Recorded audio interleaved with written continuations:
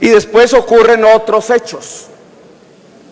En la Alianza Liberal Comunista Armada Campesina de cafeteros en la cordillera central, estalla un conflicto entre ellos, los liberales y los comunistas. El señor Pedro Antonio Marín decide quedarse del lado liberal, porque le atrae la consigna liberal de matar conservadores, que llaman en términos de aquella época el proceso de godiar, es decir, de devolver la muerte con la muerte, matando familias conservadoras en las regiones. Es una operación de limpieza y de homogenización violenta política, en donde ya el pluralismo político no existe. No estamos ante gobiernos democráticos. El gobierno de Laureano Gómez ha decidido construir una Asamblea Nacional Constituyente que repita las tesis de Franco en Colombia. La reacción de la población liberal es armada y es rural, y la reacción liberal armada es sobre la base campesina de la venganza, matar a los conservadores. Los comunistas deciden no matar conservadores. A Pedro Antonio Marín le interesa más la política liberal de vengarse de los conservadores. Pero hay otra diferencia. A los comunistas guerrilleros les interesa volver propiedad común los fusiles, mientras a los liberales guerrilleros les interesa volver propiedad privada los fusiles que recuperan de sus combates con la policía y el ejército. Y esas diferencias los separan en el Tolima de tal manera que finalmente, ante la presión, el éxodo campesino al mando de los comunistas se traspasa a la cordillera oriental en el sitio de Villarrica, que es la entrada del Tolima hacia el Sumapaz, mientras que Pedro Antonio Marín, liberal, se queda en el sur al lado de su pariente, el general Loaiza, antiguo dirigente del Partido Liberal del Caquetá. En Villarrica sucede algo que es excepcional en esta historia. En 1951, bajo el gobierno conservador de Laureano y Urdaneta, Colombia decide integrarse en la Guerra Fría de forma activa. Decide alinderarse en el campo de Estados Unidos, pero no solo diplomáticamente, sino que se lleva un batallón de soldados a combatir en la Guerra de Corea. Y ese alinderamiento militar tiene un triste episodio en la realidad colombiana. Lo que se aprendió en la triste Guerra de Corea, que no era nuestra guerra, se reproduce en la región de Villarrica. Urdaneta cree que puede hacer lo mismo que hizo en Corea en Villarrica, Tolima, donde están asentados estas familias que le huyen a la violencia, e inicia una ofensiva militar que se conoce como Guerra de Villarrica, pero que los residentes allí llaman La Cortina. La Cortina es una guerra de posiciones.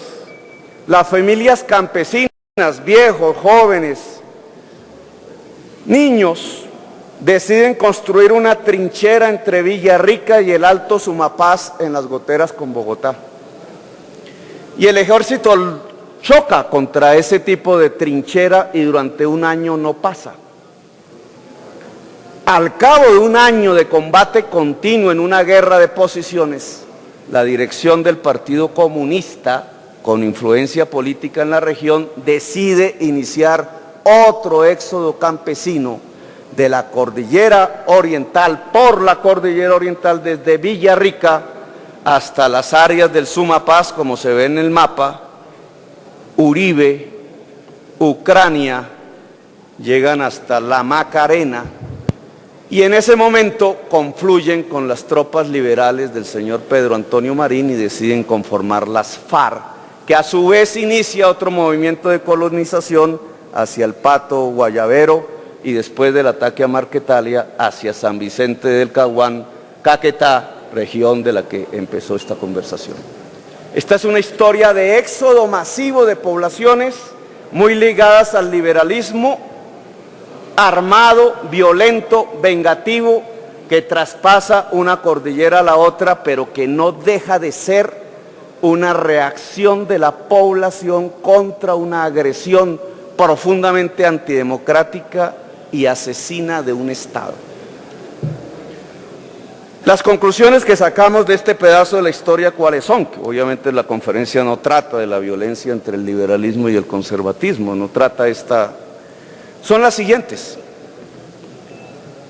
El filósofo alemán Jürgen Habermas, en su último libro, una entrevista que le hace una periodista sobre lo que considera son las causas del terrorismo, Marta Lucía, que no la veo, para dialogar sobre el tema de la política de seguridad, al cual vamos, ¿dónde? Jürgen dice lo siguiente, Jürgen Habermas. Habermas no es un marxista para la extrema derecha, podría titularlo así, dice lo siguiente: la violencia y el terrorismo se producen cuando se rompe la comunicación entre las partes de una sociedad abruptamente o entre las sociedades mismas. La violencia que tenemos hoy no es el producto de unos marcianos o de Osama Bin Laden, como si uno al mirar los noticieros pudiera entender. La violencia que tenemos hoy y su salvajismo provienen de una época histórica en donde se produjo una ruptura abrupta de la comunicación entre la sociedad colombiana. Y esa época es esta que acabo de relatar, la que iniciaron los dos partidos tradicionales por no entenderse y por intereses propios, conduciendo a la sociedad colombiana a 300.000 muertos. Sobre esa tesis de Jürgen Habermas, que además propone una solución, si uno la lee en forma inversa, porque yo puedo leerla, si eso produce la violencia y el terrorismo, yo puedo eliminar la violencia y el terrorismo restableciendo la comunicación entre los sectores de una sociedad. Sigo con mis conclusiones de esta primera etapa de la historia de las FARC, la mayor parte de la historia de las FARC. Las FARC se originan en la resistencia armada de campesinos y comerciantes liberales a la agresión del gobierno conservador. Las FARC son, en su primera etapa, la autodefensa de un movimiento agrario de pequeños productores y jornaleros del café. Este tema es esencial para entender hoy. La FARC no se escapa de la mentalidad del pequeño productor campesino, del minifundista, transformado en colono después. En aquella época, cafeteros, porque era la tierra cafetera, la tierra rica, doctor Bisbal Martelo. La tierra ya de Corozal no valía nada comparada con las tierras de montaña de las zonas cafeteras. Por eso la violencia se da en la zona cafetera. Déjeme terminar, señor doctor. Senador Petrolí. Como del Partido Liberal, quiero saber cuánto tiempo le queda al doctor Petro, porque es que está haciendo una diatriba con un recuento histórico. Yo no sé qué clase de debate es el que quiere plantear el doctor Petro.